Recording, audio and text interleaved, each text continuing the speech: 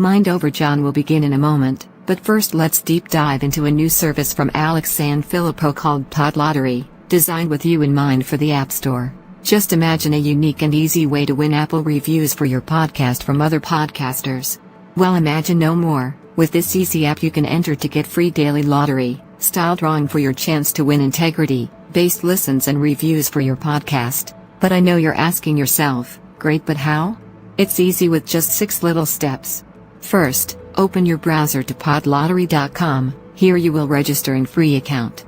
Second, just listen or review shows to earn more picks. Third, your picks to select numbers for the lottery. Fourth, check daily to see if your numbers are the winning numbers. Fifth, when your numbers win you earn reviews for your podcast. Sixth, repeating steps 1 to 4 every day for more chances to win in Viola Magic.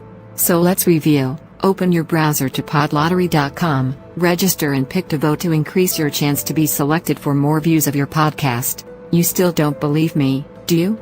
How do I put this? There are no costs at all. This is 100% free and always will be, and it's fun way for podcasters to get more listens and reviews with no fees involved. How and why is simply due to PodLottery is a fully paid for by revenue from podmatch.com and podcastsop.com, so we don't have any pressure to make money for PodLottery. So by all means enjoy. I already feel your next question, so let me just eliminate that one too. Am I guaranteed to win if I leave a review on another show? Absolutely not. There is no guarantee. Remember, this is a lottery. If you want to improve your chances of winning, you can listen and review multiple shows. You'll then earn more picks, which you can use to select numbers, and, if any of your numbers are drawn, then you can win more reviews. But I digress, it's not guaranteed as a game of chance. Look, I know everyone wants to play. But honestly, for now, without an iPhone there is just no workaround. We utilize this so we can properly track your progress with you leaving a review, and this is only done in the walls of Apple. Well, kind of. We are a web app, so you won't find PodLottery in the App Store.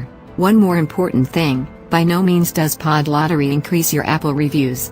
Since this is a very lengthy question, I will encourage you to visit the website to see the chart for yourself. That concludes this segment of YourMyAd, to be selected for our next episode. Simply reply to this podcast on Twitter at MindOverJohnPod. A reminder link to podlottery.com has been included in the description of the podcast. And now we continue our story with Chapter 16 of Around the World in 80 Days. The Rangoon, one of the Peninsular and Oriental Company's boats plying in the Chinese and Japanese seas, was a screw steamer, built of iron, weighing about 1,770 tons, and with engines of 400 horsepower. She was as fast, but not as well fitted up, as the Mongolia, and doubt it was not as comfortably provided for on board of her as Phileas Fogg could have wished. However, the trip from Calcutta to Hong Kong only comprised some 3,500 miles, occupying from 10 to 12 days, and the young woman was not difficult to please. During the first days of the journey, Auda became better acquainted with her protector, and constantly gave evidence of her deep gratitude for what he had done. The phlegmatic gentleman listened to her, apparently at least, with coldness, neither his voice nor his manner betraying the slightest emotion, but he seemed to be always on the watch that nothing should be wanting to out his comfort. He visited her regularly each day at certain hours, not so much to talk himself, as to sit and hear her talk. He treated her with the strictest politeness, but with the precision of an automaton, the movements of which had been arranged for this purpose. Auda did not quite know what to make of him, though Passepartout had given her some hints of his master's eccentricity and made her smile by telling her of the wager which was sending him round the world. After all, she owed Phileas Fogg her life, and she always regarded him through the exalting medium of her gratitude. Auda confirmed the Parsi guide's narrative of her touching history. She did, indeed, belong to the highest of the native races of India. Many of the Parsi merchants have made great fortunes there by dealing in cotton, and one of them, Sir Jumitsi Jijaboy, was made a baronet by the English government. Auda was a relative of this great man, and it was his cousin, Gigi, whom she hoped to join at Hong Kong. Whether she would find a protector in him she could not tell, but Mr. Fogg essayed to calm her anxieties, and to assure her that everything would be mathematically, he used the very word, arranged.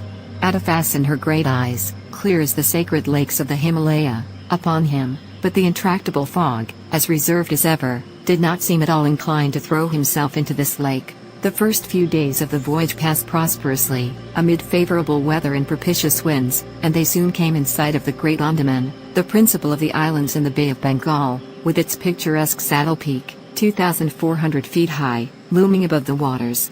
The steamer passed along near the shores, but the savage Papuans, who are in the lowest scale of humanity, but are not, as has been asserted, cannibals, did not make their appearance. The panorama of the islands, as they steamed by them, was superb. Vast forests of palms, aurochs, bamboo, teakwood, of the gigantic mimosa, and tree-like ferns covered the foreground, while behind, the graceful outlines of the mountains were traced against the sky, and along the coast swarmed by thousands the precious swallows whose nests furnish a luxurious dish to the tables of the celestial empire. The varied landscape afforded by the Andaman Islands was soon passed, however, and the Rangoon rapidly approached the Straits of Malacca, which gave access to the China Seas. What was Detective Fix, so unmuckily drawn on from country to country, doing all this while?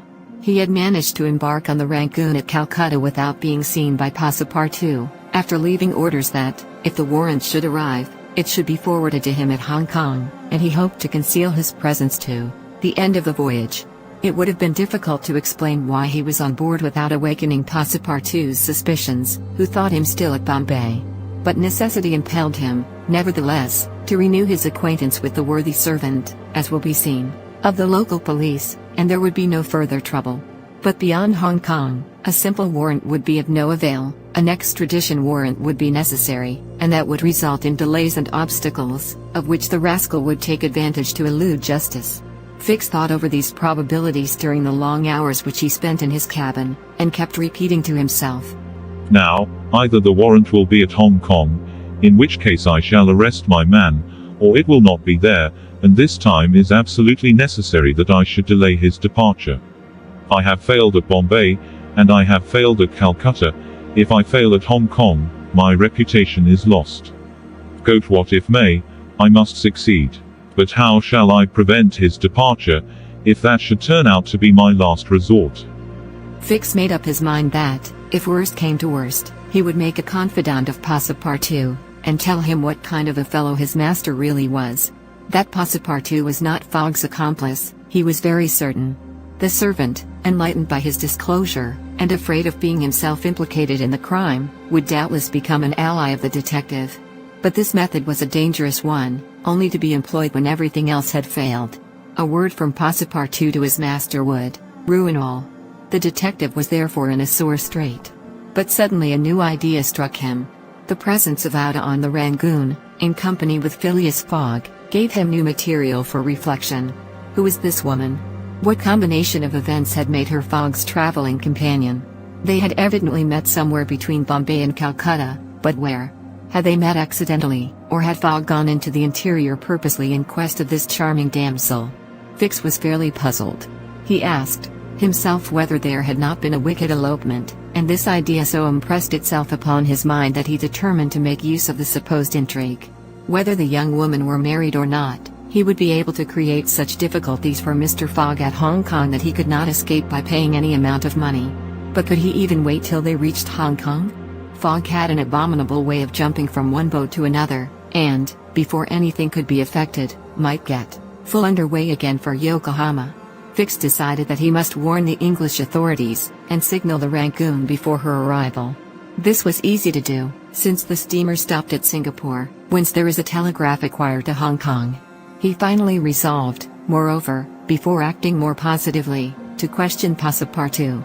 It would not be difficult to make him talk, and, as there was no time to lose, Fix prepared to make himself known. It was now the 30th of October, and on the following day the Rangoon was due at Singapore. Fix emerged from his cabin and went on deck. Passepartout was promenading up and down in the forward part of the steamer. The detective rushed forward with every appearance of extreme surprise, and exclaimed, "You here, on the Rangoon?" "What, Monsieur Fix, are you on board?" returned the really astonished Passepartout, recognizing his crony of the Mongolia. "Why, I left you at Bombay, and here you are, on the way to Hong Kong. Are you going around the world too?" No, replied Fix. I shall stop at Hong Kong, at least for some days."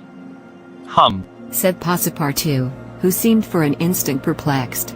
"But how is it, I have not seen you on board since we left Calcutta?" "Oh, a truffle of seasickness. I've been staying in my berth." The Gulf of Bengal does not agree with me as well as the Indian Ocean. And how is Mr. Fogg? As well and as punctual as ever, not a day behind time.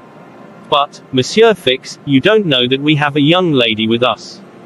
A young lady, replied the detective, not seeming to comprehend what was said. Passepartout thereupon recounted out his history, the affair at the Bombay Pagoda, the purchase of the elephant for £2,000, the rescue, the arrest, and sentence of the Calcutta court, and the restoration of Mr. Fogg and himself to liberty on bail. Fix, who was familiar with the last events, seemed to be equally ignorant of all that Passepartout related, and the latter was charmed to find so interested a listener. but does your master propose to carry this young woman to Europe? Not at all. We are simply going to place her under the protection of one of her relatives, a rich merchant of Hong Kong. Nothing to be done there, said Fix to himself, concealing his disappointment. A glass of gin, Mr. Passepartout? Willingly, Monsieur Fix. We must at least have a friendly glass on board the Rangoon.